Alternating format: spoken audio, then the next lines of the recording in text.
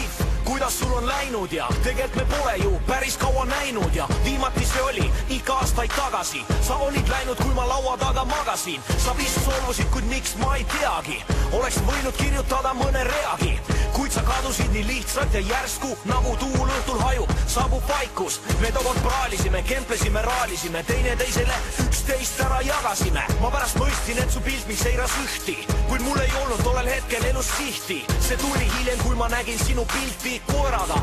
Pargis jalutate tihti, seepärast küsingi, kuidas sul on läinud siis. Ma oleks tahtnud, et need asjad oleks teisiti.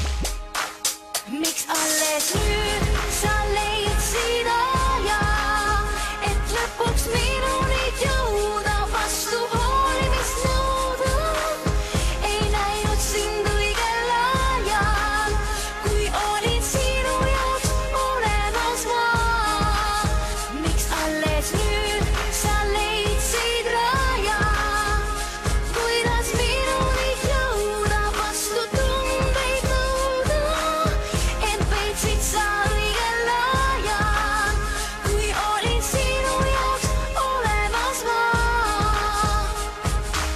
No kuidas läheb, kuidas on su emal? Kas võõras isa ennast kodus välja elab? Nägin sind tüübiga, kas see on su semu? Või su sponsor, kes korraldab su elu? Lennutab sind puhkama, maksab sinu sõidud, hiljem voodis realiseerib oma võidud. Oled abielus, vot see on uudis. Ja sul on laps, saab juba 6 vist. Ah, et mis mina, ma ikka räpatist. Siin laulab ka üks naine, ta nimi Merlin vist. Teen räiged riime, kuid ka minul teine pool, mis vahel melanhoolitseb ja piinleb. Meil oli kutse tantsule, vaid meile kahele. Nüüd tuleb välja, et jätsin selle vahele. Siis lipsu kohendan ja lisan sammu. See, mis olnud ammu, võibki jääda meile kahele. Miks alles nüüd sa leidsid aja, et lõpuks minunid jõuda, vastu hoolimist nõuda? Ei näinud sind õigel ajal, kui olin sinu jaoks olemas ma. Miks alles nüüd